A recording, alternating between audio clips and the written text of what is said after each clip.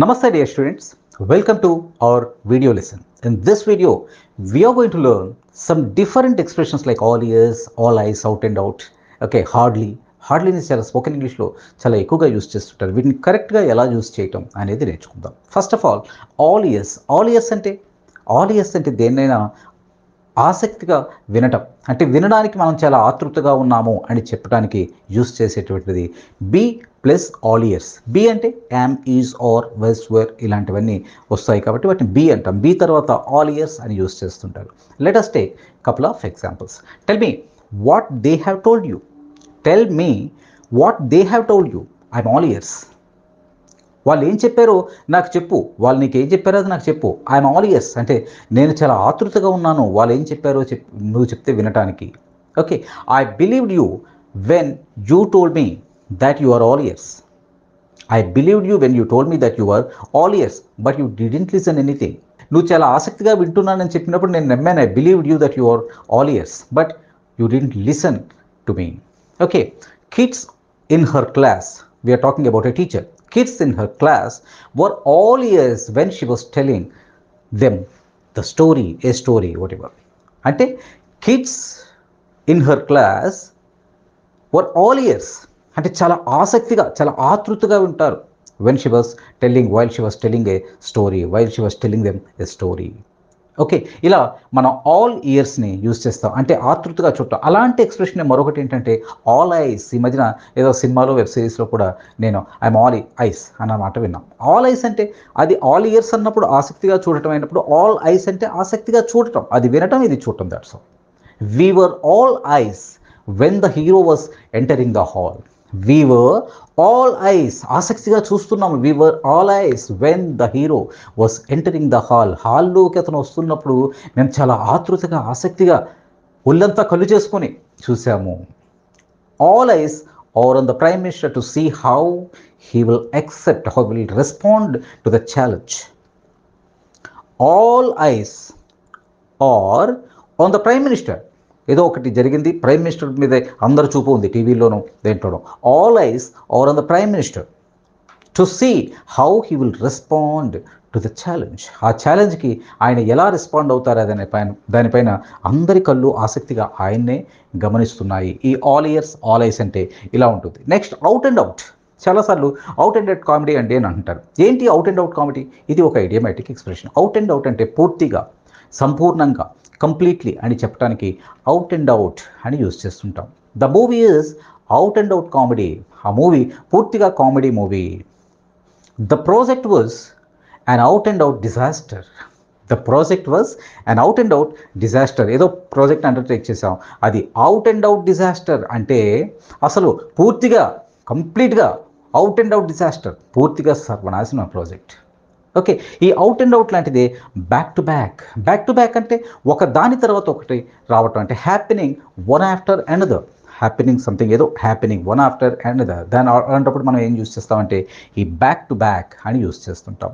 Let us take a couple of examples. We were very tired after watching 2 movies back to back.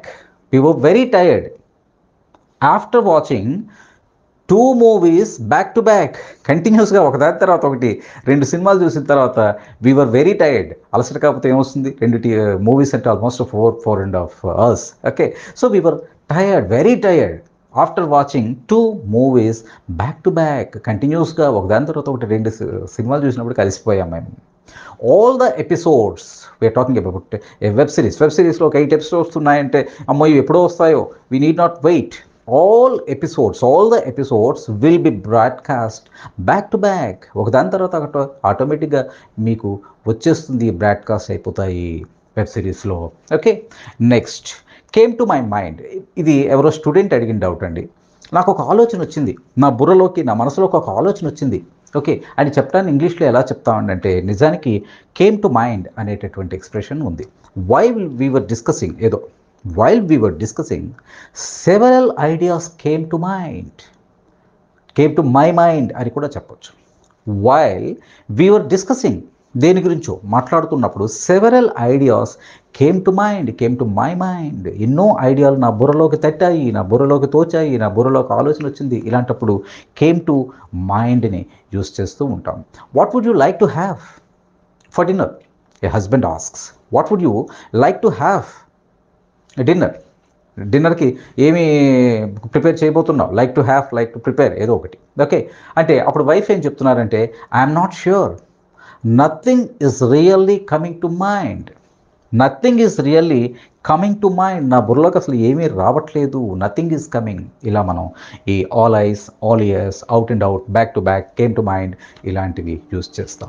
Next ఏంటంటే hardly. ఈ hardly అనేది చాలా మంచి topic అండి. జనరల్గా ఈ హార్డ్లీ అనేది ఎప్పుడూ నెగటివ్ మీనింగ్నే ఇస్తుంది. హార్డ్లీ అనేది, హార్డ్లీ, సెల్డమ్, ఇవన్నీ నెగటివ్ మీనింగ్స్ ఇస్తాయి. ఓకే, హార్డ్లీ ఎవర్ అంటే ఎప్పుడూ కూడా, కాదు అనే మీనింగ్. అయితే ఇక్కడ నాట్ అనేటటువంటి వర్డ్ని మనం యూస్ చెయ్యం. నెగిటివ్ మీనింగ్ ఇస్తుందే కానీ నాట్ అనేది యూస్ చేయం. సాధారణంగా నెగిటివ్ మీనింగ్ ఇస్తుంది. స్పోకెన్ ఇంగ్లీష్లో చాలా ఎక్కువగా యూస్ చేస్తుంటాం. And hardly ever, hardly anyone, hardly any, hardly, వీటితో నాట్ అనేటటువంటి వర్డ్ని యూస్ చేయం. దీని మీనింగ్ మాత్రమే నాట్ వెరీ ఆఫెన్, తరచుగా కానే కాదు, అసలు జరగదు అనే ఉద్దేశంతో ఉంటుంది. లెట్ us టేక్ ఎగ్జాంపుల్స్ చూస్తే మీకు అర్థమైపోతుంది. He hardly ever smiles. అతను ఎప్పుడు నవ్వడు. అంటే నవ్వడా, దీని అర్థం ఏంటి? నాట్ వెరీ ఆఫెన్, ఎప్పుడో కానీ జరగదు ఈ పని. సహజంగా అప్పుడు మనం ఏమంటాం, అతను నవ్వడండి అంటే ఎప్పుడో ఒకప్పుడు నవ్వుతుంటాడు. అంటే అసాధారణంగా ఎప్పుడో కానీ జరగదు. దానికి మనం ఈ హార్డ్లీ ఎవర్ అనేదాన్ని యూస్ చేస్తాం. Okay, he hardly ever smiles, ఆయన ఎప్పుడూ నవ్వడు. Okay, she hardly ever went on holiday, ఆమె ఎప్పుడూ హాలిడే తీసుకోలేదు, హాలిడేకి వెళ్ళలేదు. She hardly ever went on holiday, ఆమె ఎప్పుడు హాలిడేని తీసుకోలేదు, హాలిడేకి వెళ్ళలేదు. He hardly ever eats non veg, అతను ఎప్పుడు నాన్ వెజ్ తినడు. చూడండి, తినడు, వెళ్ళదు, నవ్వడు అని చెప్తున్నాం, బట్ ఎక్కడ నాట్ రాలేదు. ఇది స్పోకెన్ ఇంగ్లీష్లో చాలా ఎక్కువగా యూస్ చేసేటటువంటి స్ట్రక్చర్స్ ఇవన్నీ కూడా. Hardly ever, he hardly ever eats non veg, ఆయన ఎప్పుడు నాన్ వెజ్ని తినడు. ఓకే, అలాగే hardly any or hardly anyone. Okay, వీటిని ఎలా యూస్ చేస్తాం? ఎగ్జాంపుల్తోనే చూద్దాం. Hardly anyone slept that night. Hardly anyone slept that night, that was a horrible. Okay, ఒక నైట్ మేర్ లాంటిది, ఒక భయంకరమైనది, పీడకల లాంటిది ఆ నైట్. ఏదో ఒక నైట్ని మనం గుర్తు చేసుకుంటున్నాం. ఓకే, ఈ మాట నవ్వుతూ చెప్పకూడదు అనుకుంటా, పీడకల లాంటి మాటలు చెప్పేటప్పుడు నెగిటివ్ కాబట్టి. Hardly anyone slept that night, ఎవ్వరూ అసలు నిద్రపోలేదు ఆ రాత్రి, ఎవ్వరూ నిద్రపోలేదు. Hardly anyone slept, hardly anyone. ఇక్కడ పర్సన్స్ గురించి మాట్లాడుతున్నాం కాబట్టి ఎనీవన్ అని యూస్ చేస్తున్నాం. అదే థింగ్స్ గురించి అయినప్పుడు ఎనీ అని చెప్పొచ్చు. ఎనీవన్ అనేటప్పుడు పర్సన్స్ కాబట్టి ఎనీ థింగ్స్. ఎలా చెప్తాం? We hardly, okay, we sold hardly any books. We hardly sold any books, ఏదైనా పర్లేదండి. ప్లేస్మెంట్ కాస్త హార్డ్లీస్ ప్లేస్మెంట్ వర్బ్కి ముందు, వెర్బ్ తర్వాత ఉంది. హార్డ్లీ అని కూడా యూజ్ చేస్తాం. హార్డ్లీ ఎవర్ని యూజ్ చేసాం, హార్డ్లీ ఎనీవన్ యూజ్ చేసాం, హార్డ్లీ ఎనీని యూజ్ చేసాం, హార్డ్లీని కూడా యూజ్ చేస్తాం. ఒక్కటే హార్డ్లీని. ఎందుకని? ఏ మీనింగ్తో?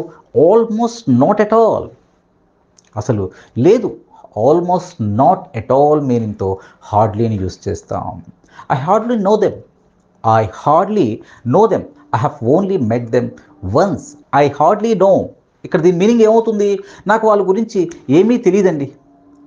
I have only met them once, వాళ్ళని ఒకే ఒక్కసారి నేను కలిశాను. ఐ హార్డ్లీ నో దెమ్, నాకు వారెవరో తెలియదు, ఒకసారి కలిశాను. ఇక్కడ ఎలాంటి మీనింగ్తో యూజ్ చేస్తున్నాం చూడండి. నాకు వాళ్ళ గురించి తెలియదు, ఐ హార్డ్లీ నో దెమ్, ఒకేసారి కలిశాను. ఇది ఇక్కడ అర్థం. అంటే మనం ఇక్కడ మీనింగ్ హార్డ్లీ యూజ్ చేస్తున్నప్పుడు నాట్, ఆల్మోస్ట్ నాట్ అనే ఉద్దేశంతోనే మనం చెప్తున్నాం. I hardly watch TV, I hardly watch TV, నేను టీవీని చాలా అరుదుగా చూస్తాను, లేదా నేను చూడను టీవీని, ఎప్పుడో, ఎక్సెప్ట్ న్యూస్.